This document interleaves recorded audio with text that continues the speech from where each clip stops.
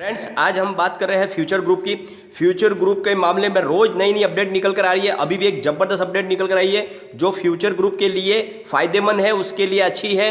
और वो अपडेट क्या है जिसका बेनिफिट फ्यूचर ग्रुप को मिल सकता है। साथ में अमेजॉन की तरफ से भी एक अपडेट है, उसको भी हम डिस्कस करेंगे।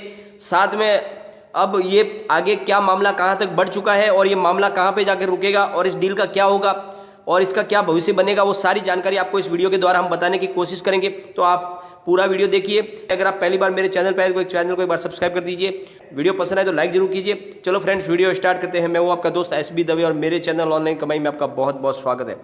फ्रेंड्स, ये मामला अभी बहुत ज़बरदस्त तूल पकड़ चुका है और बहुत सारे लोग हैं जो इसमें इन्वॉल्व होने लगे हैं। अभी फ्यूचर ग्रुप ने अपनी तरफ से जो क्लियर कर दी थी बात कि हम इस मामले को आगे लेके जाएंगे, हम अमेजॉन की किसी बात को मानने वाले नहीं है, क्योंकि हमने जो ये डील की है वो पूरी तरह से क्लियरली पारदर्शी तरीके से की है और हिंदुस्तानी नियम कायदे के अनुसार की है।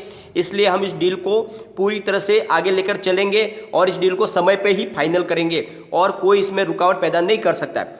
तो इसी को लेकर अमेजॉन ने बीएसई और एनएससी में इन्फॉर्म किया, दोनों एक्सचेंज को इन्फॉर्म किया अमेजॉन ने, और उन्होंने कहा है कि फ्यूचर ग्रुप मिसलीड कर रहा है, गलत जानकारी दे रहा है अपने शेयर होल्डर को।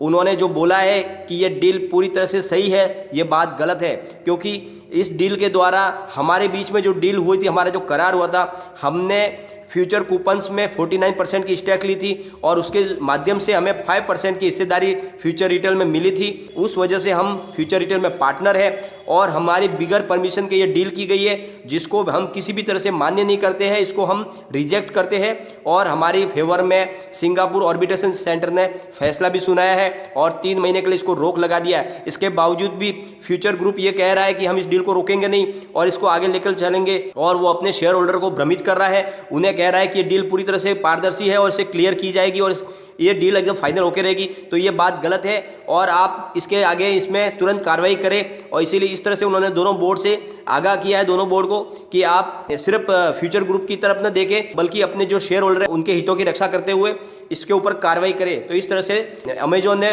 दोनों एक्सचेंजों को ये जानकारी दी है। और सामने एक बहुत बड़ी दूसरी न्यूज़ निकल के आ रही है जो फ्यूचर ग्रुप के लिए फायदेमंद है, फ्यूचर ग्रुप के लिए अच्छी है। फ्रेंड्स, ऑल इंडिया के रिटेल कारोबारियों का सबसे बड़ा जो संगठन है कैट, वो पूरी तरह से फ्यूचर ग्रुप के समर्थन में आ चुका है और उन्होंने कहा है कि हम पूरा सपोर्ट फ्यूचर ग्रुप और किशोर बियाणी का करते हैं। उन्होंने कहा है कि अमेजॉन जो कर रहा है वो पहले जो ईस्ट इंडिया कंपनी ने किया था वही काम कर रहा है, यानी धीरे धीरे विदेशी कंपनियां फिर से अपने हिंदुस्तानी कारोबार पे कब्जा करने की कोशिश कर रहे हैं। वो एक एक करके पूरा हिंदुस्तानी कारोबार अपने हाथ में लेना चाहते हैं और इसके लिए वो सारे नियम कायदे ताक पे रख रहे हैं और ये हमें मंजूर नहीं है। तो हम इनका पूरी तरह से इसका खंडन करते हैं। हम पूरी तरह से फ्यूचर ग्रुप के साथ ताकत के साथ खड़े हैं और हम किसी भी तरीके से ये डील को रुकवाने नहीं देंगे और इस डील को फाइनल करवा के रहेंगे। इस तरह से ये कैट पूरी तरह से इसके सपोर्ट में आ चुका है। और कैट संगठन के जो जनरल सेक्रेटरी है प्रवीण खंडेलवाल, उन्होंने ये स्टेटमेंट दिया है कि हम पूरी तरह से फ्यूचर ग्रुप के साथ में है और पूरा का पूरा व्यापार संगठन, रिटेल कारोबारों का संगठन है हिंदुस्तान का, वो इस डील को करवा के रहेगा, इस डील के साथ में है। और जो भी अमेजॉन कर रहा है वो गलत कर रहा है। और साथ में कैट के जो नेशनल प्रेसिडेंट है बीसी भरतिया, उन्होंने भी फिक्की और सीआईआई जैसे बिजनेस संगठन है उनको कहा है कि आप शांत क्यों बैठे हो, आप चुप क्यों बैठे हो, आप सपोर्ट क्यों नहीं कर रहे।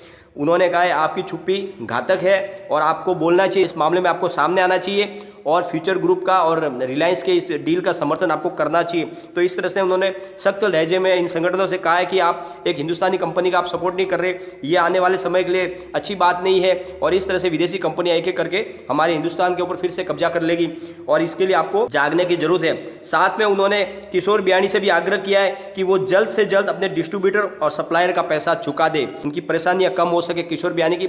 इसलिए ज़रूरी है कि आप कैसे भी करके उन डिस्ट्रीब्यूटर और सप्लायर का पैसा चुका दे जिनको आपको चुकाना है, ताकि आप समय पे चुकाओगे तो आपको भी परेशानी नहीं हो पाएगी। तो इस तरह से उन्होंने एक आग्रह किया किशोर बियाणी से भी। तो ये सबसे बड़ी सोचने वाली और समझने वाली बात है कि अब एक धीरे धीरे करके फ्यूचर ग्रुप के समर्थन में बहुत सारे संगठन आने लगे हैं और यह फ्यूचर ग्रुप के लिए बहुत अच्छी बात है। प्रवीण खंडेलवाल का जो कहना है कि अमेजॉन खुद एफडीआई के नियमों का उल्लंघन की जांच के दायरे में आ चुका है। अब उसने हिंदुस्तानी कायदे कानून जो एफडीआई के लिए जो नियम बनाए गए उसका उल्लंघन किया है, तो उसके ऊपर जांच चल रही है। अगर उसने उसमें वो गलत पाया गया तो उसके ऊपर बड़ी कार्रवाई भी की जाएगी। तो इस तरह से हमें पूरी तरह से इस फ्यूचर ग्रुप के साथ खड़े रहना है और हम सपोर्ट करते हैं, क्योंकि आज ये एक कंपनी के साथ हुआ, कल और बहुत सारी कंपनियों के साथ होगा। लगातार हिंदुस्तान की कंपनियों पर ये फिर से कब्जा हो जाएगा और आने वाले समय में फिर से जो ईस्ट इंडिया कंपनी के समय हुआ था वो फिर से ना हो जाए, उसको दोहराने न दे। इसलिए हमें अपने व्यापारी संगठन को एक साथ खड़े होना पड़ेगा और हम इसको पूरी तरह से इसके साथ समर्थन में खड़े रहेंगे। तो इस तरह से ये जो माहौल है यह फ्यूचर ग्रुप और रिलायंस डील के लिए अच्छा लग रहा है। आने वाले समय में इसका कुछ फायदा भी हो सकता है। और एक बात सब इसकी समझ में आ गई है कि लोग इसके समर्थन में आ चुके हैं।